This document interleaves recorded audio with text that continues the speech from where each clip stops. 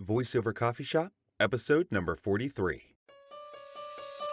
Welcome to the Voiceover Coffee Shop, where we share our morning with some of the finest names in voiceover. And now, here's your host, voice actor Andrew Morrison.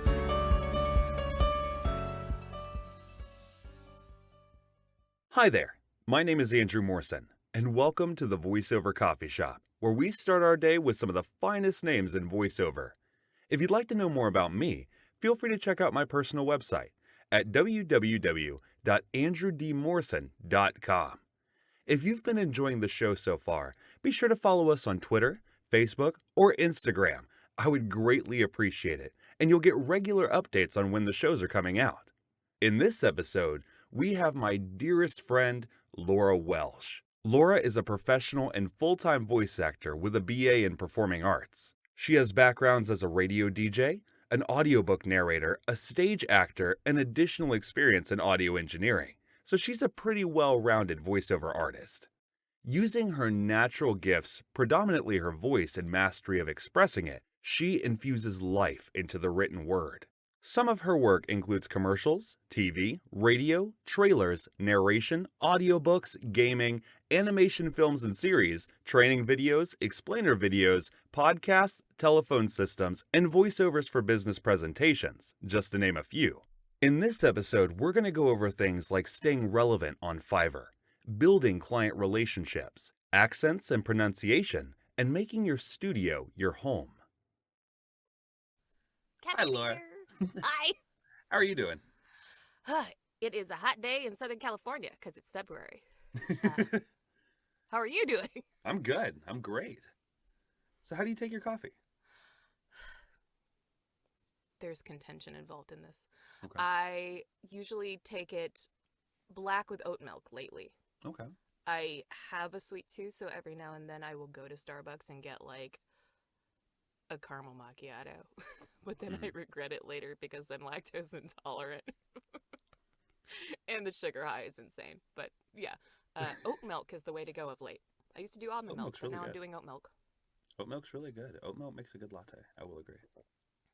That was the most loud swallow I've ever made in my life. So what is your origin story into the voiceover realm? How did you cut your teeth into this industry? Well, when I was a young whippersnapper, I actually blame my father. He used to read... You blame him? Blame him. You blame him. He is responsible for this whole debacle. He used to read Winnie the Pooh to me when I was a baby, with all the voices. Mm-hmm. And then as I was getting older and I was having trouble sleeping, they would buy me audiobooks on tape. And I used to listen to Hank the Cowdog to go to sleep at night. That's awesome. Yeah. And ever since then, it's kind of been hovering in the back of my mind. You know, as a kid, you're like, oh, I'm going to be a marine biologist. Mm-hmm. I'm going to study whales. And then you have all these other intentions. But it all kind of circles back when you're a performer to, but I want to do all those things. And being able to act and create a character who has that kind of background, you kind of like pick up all of that random information and can put it towards something, and then you can try something else the next day. So that's the backstory. So you've got a BA in performing arts, right? Yes. So how did that lead from on-stage performance into audio performance? Was there like a segue there, or? Well, my college didn't, most don't, have a voice acting department. It's not really a thing. At least it definitely wasn't back when I was in college. And so when I was going about pursuing my degree, I was also tinkering with getting the BFA in musical theater. And I was really interested in minoring in some kind of tech stuff. A lot of my tech teachers were really like, you should get into the tech. And I was like, but I just want to perform. That's really what I want to do. And I had an advisor at one point who said, Laura, your voice is really what engages people when you're performing. Your physicality and stage presence, that's not your strong suit. He was honest. And so I said, okay. He's like, but I did voice acting, for a long time. He used to live in Florida back when anime dubbing was kind of centralized there, oddly enough. And that was decades ago. He said, you should look into this because anime dubbing is like you have the voice for that kind of thing. And so I said, okay. So that's the rabbit hole I decided to jump down head first. Gotcha. And yeah, luckily my advisors helped me through the process because the BA in theater was parallel to, but not associated closely enough to benefit fully, Mhm. So I really had to like take this square peg and jam it in the circular hole Right. by way of trial and error. All right. Because So, it was changing. The dynamic of voice acting was changing so much when I graduated because it was really starting to pick up with online stuff. You didn't Mhm. have to go into a studio to audition with a partner anymore, and that's how it used to be. so what were you doing before voiceover? Well, after college, I moved straight to Atlanta Mhm. and had to make the bills, pay the bills. So I started in restaurants because that's what actors do. And I Okay. worked as a server at a few different restaurants and, $2.13 an hour plus tips. It was exhausting. I also worked at a doggy daycare for a small period of time. Loved that job. Adore dogs. And as I was doing that, I was trying to simultaneously audition and keep taking workshops and put together a demo reel and all that other stuff that helps you get into the biz. Mhm. Gotcha. So it was student straight into struggling actor. So what was that transition where you finally were able to say, "Hey, I can embark on this full time"? That came in 2018. I was Okay. very, very like I never took a break from when I started doing like the gig sales back in Mhm. 2015 Gig sales. until yeah, so gig working for voice actors, like there are so many different like sites that offer that now, Mhm. but back then Fiverr was the most dependable Mm. and it had a really well laid out website. I know it gets a bad rap, but depending upon whether or not you're willing to really commit to perfecting your gig and being honest as a salesperson about what your worth is and, not willing to sacrifice in order to make your customers feel comfortable, because you get customers from all around the world Mhm. and some of them just aren't willing to pay what you're charging. And then you say, I'm sorry, but you're going to have to find somebody else.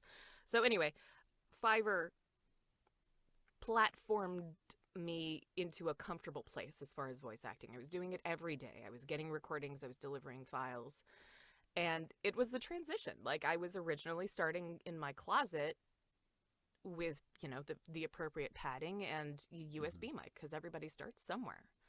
And if people were willing to pay for it, I was willing to deliver the product. And now I'm in a professional sound booth with better equipment, and it was a few years.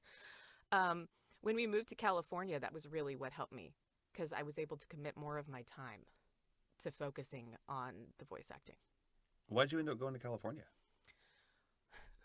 Hubby and I made a Mm. Venn diagram of like requirements, like warmer weather, preferably no snow, um, political preferences.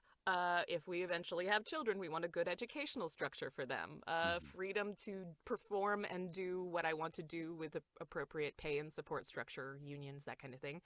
And for him, he is an options trader, but he also does natural medicine. Mm. And so he wanted a place where he was comfortable doing that without feeling pressured one way or the other. And Temecula, right in the middle. fit Gotcha. fit all of the points unless we moved out of the country. Awesome. And has being in LA affected your voiceover at all? Have you booked more in actual LA studios, or is your work still all remote? It's mostly remote, but Mhm. I think because I'm local enough that I have availability, there is more interest. Okay. I do work, well, a lot of this is because of the COVID situation. I work remotely mostly, almost entirely, but I have the availability to go into a studio if need be, and I have affiliated studios if I need to go there. Gotcha. Okay. Yeah. Not that I Awesome. like driving around LA. So where does the bulk of your work come from now? Are you signed by any agencies? Does it all come from direct marketing? Does most of it come from Fiverr? What does your work process look like? I'm submitting to agencies constantly. The more the better. I don't currently have an active one. For a while I was represented back in Atlanta, but the owner of that agency got absorbed into another that's not quite an agency. It's more of like a managerial company, ACM. Mm-hmm. And so that didn't work well as far as because I was moving and auditions were still so local at that time to Georgia. And I was like, I can't go into a studio in Georgia. Right. And if you don't want to hire me remotely from an LA studio, then I apologize. I'm not going to submit for this audition. Right. But let's see. Most of my work is coming from people that I came across, or they came across my profile or website. There is still a lot of Fiverr work that's kind of like that fills in the gaps. Mm-hmm. But I do IVRs for an on-hold marketing company. Mm-hmm. I have a couple other like phone messaging things that I do for like property management companies. So if you live anywhere where my property management company manages, you're going to hear my voice when you try to call maintenance. Apologies. I know it's stressful. And then I do audiobooks because that's more of a labor of love for me. I really love doing them, but it's time consuming. They're very intensive. Yeah. And I mean, I want the authors to get the most amount of money as possible out of that. Mm-hmm. So royalty share is painful to negotiate because it's like, yeah, it's really great that I want money out of this project, but I also don't want the authors to be making like less than 50% of that royalty share. And what can you do? And recently I've been doing dubs. Yeah. That's the most recent thing. I've been doing some ADR work for foreign film and television because that's picking up and I'm so excited it is. That's exciting. That's Yeah. awesome. I love watching things in subtitle, Mm-hmm. personally. I feel like I get more of a feel for what the character is authentically compared to what dubs do. But as dubs are getting better, thank God for Netflix's dubbing department, I'm more willing to try watching dubs because for a while there I was like, well, I can't do this. Especially because, excuse me, anybody at Netflix, please change the subtitles to match the dub script. Because I cannot read subtitles that were written as a translation from the original while the dub is saying something completely different. It makes my brain explode. So, just putting that out there. So what is how are you, if you're getting a lot of your work from Fiverr, how are you staying on top of making sure that you get continuous work? I know you probably have a list of clients that just continually order from you because they're familiar with you, they've worked with you, they love working with you. Yeah. How are you going about getting new clients through Fiverr? Fiverr's metrics always change. They're constantly trying to change their algorithm. Mm-hmm. And I think it's about staying on top of your gig. And if you notice a little bit of a fall off, tweak something in your gig profile, because I swear that like engages the system to like recognize you as like a new, something changed. And then they'll kind of bump you a little further along in the search results for a little bit. It's your job to make sure you keep delivering good quality work, of course.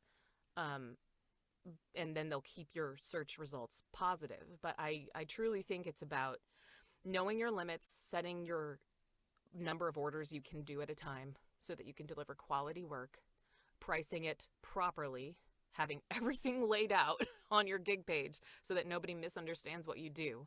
Mm-hmm. I do have people ask me for videos on a regular basis, and I go, I don't do videos. I just do the voices behind them. Right. And they have a bunch of like pay for extra services stuff as far as the seller is concerned. Like you can pay to have like a special support member check your like what are those words for the tags to make sure that your tags are what's most search or something like that. But I personally think that you can do that work yourself. So to me, it's an extra expense that you don't need to do. But if people aren't that experienced with that kind of thing, by all means, utilize the resource if that's what you need to do. Gotcha. So what does your day generally look like from wake up to record to what did your workflow used to look like versus what it looks like now? Okay. How has it changed?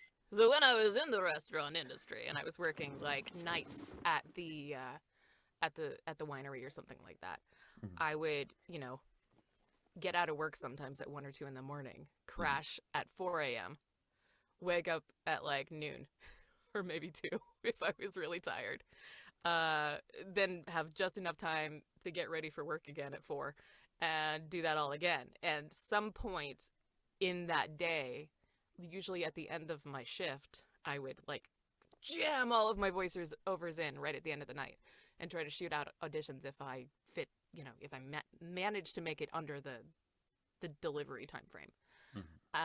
So that was hectic and squirrely, and I don't recommend it.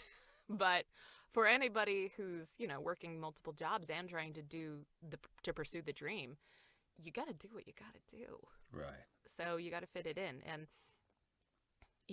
I think it took me a couple years from going full-time voiceover to come down from that, like, exhaustion cycle. And I'm still on my health journey because of that, because, I got 2 bunions because of restaurant work. My knees are shot. I used to work as a bartender, and I was at like a 45-degree angle all the time. And it was like, I would come home from work and try to sit down and then stand back up, and I couldn't because like my hips seized up. So this job's a lot better for my health.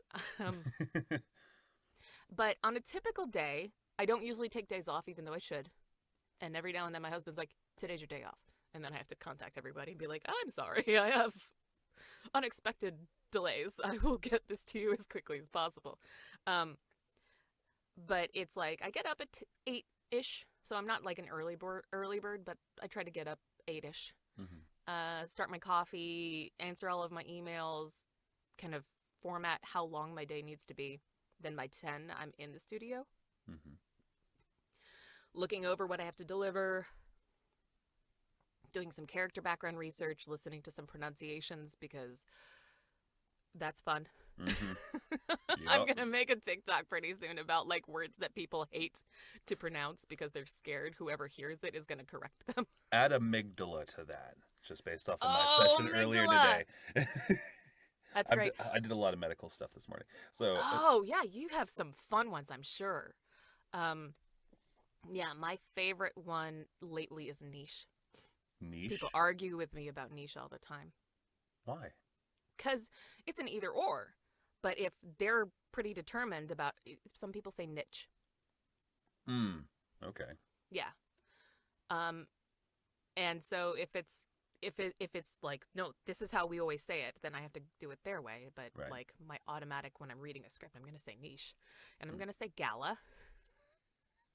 And I'm going to say February. Even though everybody says February. I'm sorry. I grew up that way. Right. I also, this is a great story. I used to read obsessively in high school and middle school. I was a very lonely child and I read a lot. So I came across a lot of fantasy books where words were written where I'd never heard them spoken aloud. And one day in English class, I was talking about like this character who'd been, chopped off down below. And I was like, oh yeah, now that he's an Enwich. And everybody looked at me and I was like, castrated. And they were like, what did you say? I said, Enwich. Very determinedly. And they're like, Laura, it's pronounced eunuch. And I went, Hooked on Phonics did me wrong. Anyway, but yeah, so we we segued. Back to the point of my day. I might get distracted throughout my day because I'll like read something really interesting in a voiceover article, or like get like an idea, or be like, oh, I did this commercial a few months back. I wonder if it's online somewhere where I can like, pull it for my portfolio, and then down the rabbit hole, like, oh, but I get all my work done by like 6. Okay. Usually there's a lunch break. If there isn't, which sometimes it happens, I try to eat at some point throughout the day. Right. And then the evening, it's all what I like to call professional research. So I'll either be on the Discord group where we're all members and doing like practice sessions or things like that, or I'll be watching an anime or a TV show, either subtitled or dubbed, or I listen to a couple audiobooks with specific accents I'm trying to really hone in on. That's kind of like my goal for 2020, is get better at accents, because when I do an accent, it likes to travel across the globe very slowly. And it's like, oh, we started in Canada, but now we're in Ireland, and suddenly we're in India. Why not? Why not, indeed? Why not? Because people don't talk like that, Laura. But yeah, the amount of things that I can write off on my taxes because I'm a voice actor, it's quite lovely now that it's full time. Right. Gotcha. You okay? Yeah, I just talked a lot. Sorry. No worries. So what is something that you've taken with you, whether it's an item in your booth or a trick or just something that's absolutely indispensable to you? This is my mascot. It got knitted for me by a seller on Fiverr, and I love it to death. I squeeze it when I'm stressed. All right. I use it to talk to when I'm doing like a character who has like a dialogue. So it's my constant companion, and I have a few like autographed things from when I started out in the industry and went to Dragon Con and gushed all over voice actors of various fame and fortune, and made a complete ass of myself. And I will move those with me to any studio I go into. I honestly would consider bringing them with me when I'm doing like, when I come into a studio, like a professional studio. I'm like, can I bring some of my paraphernalia to make me feel more comfortable? Because everybody gets nerves, and whatever you need to do to get rid of those nerves, do it. You've already booked the job at that point, right? Right. It's your time. It's not like you're taking over their time. There's a little bit of that, but treat it like it's your time. So if you were to go back to write a letter back to yourself back when you were working at restaurants, from now Laura to previous Laura, what would that letter say? Alcohol is not a treatment. I used to drink a lot to de-stress. And I think that I really did myself some damage, both psychologically and physically, because I was super stressed, and I really should have just worked less than try to self-medicate with alcohol. I know that is a very non-voiceover related message, but no worries. That's what I would tell myself. Yeah, don't drink. Gotcha. It doesn't look good on you. All right. And what is the story behind your mascot, the penguin with the headphones on? I'm curious.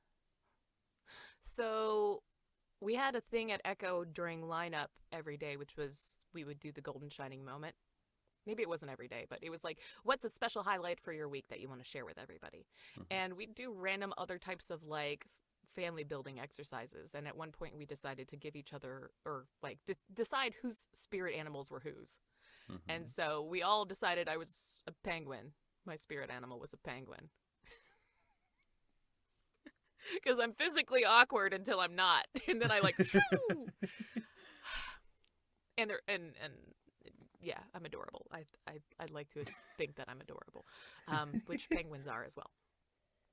And so after that, when I was creating my branding for my gig page and for my website, I wanted to have a mascot. I wanted to kind of have a unique thing that stood me out from others. And so I made a penguin. I drew it based on something I'd found online and then added headphones to it. And that was that. That was my first business card, too. I put it on my business card. That's awesome. Yeah. I also like seals and otters, but I've recently discovered that they're vicious. And they do things to birds that I don't really approve of. So They are predators. yeah. Not only that. Oh, let me tell you later about what seals do to birds during mating season. Not appropriate for podcast discussion, but yeah. Well, thanks for coming on, Laura. This has been awesome. Oh, no, we're going to end on that note? Great. Oh, no, we can keep going. We can keep going. Okay.